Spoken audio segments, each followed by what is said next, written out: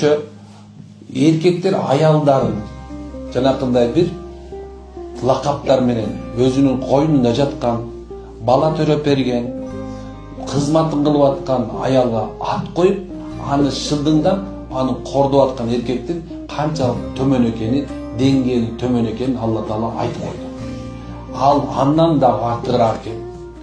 Эми бул жерде айтып атат, эми ага райым кылып дейт, сен кордоп аткан, шылдыңдап аткан Алла райым кылып, аны колдоп, коргоп тур, бирок сен өзүңдү сыноого душар кылып коюшу мүмкүндүгүн айтып атат. Бүгүн мисалы, бүгүн шылдыңдап атасың, колуңда жок, томаяк.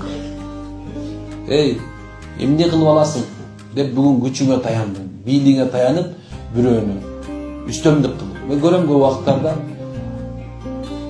мындай чоң машина мингендер керек болсо стоянкага турганда дагы жанагындай бир түртүп сүрүп барып тигини чык мен турам деп ушундай бир же болбосо кичинекей бир жолдо чап секире калып субханалла баягы мындай өзүнүн дөө экенин көрсөткүсү келгендер бар.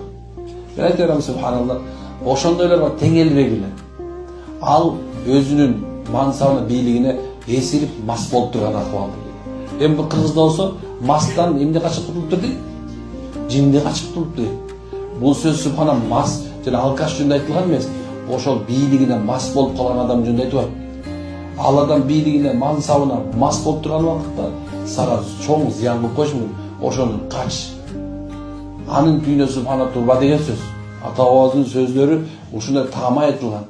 Демек ошондой шылдыңдоочу, зөөкүрлүк кылуучу, үстөмдүк кылуучу, мына ушул жерде эле кээ бирлериңер келип калдыңыздар, машалла. Мындай айтканда кишини киши катары теңең келбей тур. Кээ бирлериңер мындай отурганыңарда жаныңарда отурган адамды мынтип карап атасыңар, мындай бир нерсеси бир көзү жупкасы болуп турабы? Кээ бирлерим болчу отуруп мындай бир жумшак болбой аткандай сезилип атат. Кээ бирлериңер мындай өзүңөрдү чистокровный көргөндөр бар, элита көрүп алганым бар. Колумда болбосо болгон чөнтөгүндө $10.000 көбүрөөк да, көбүрөөк болсо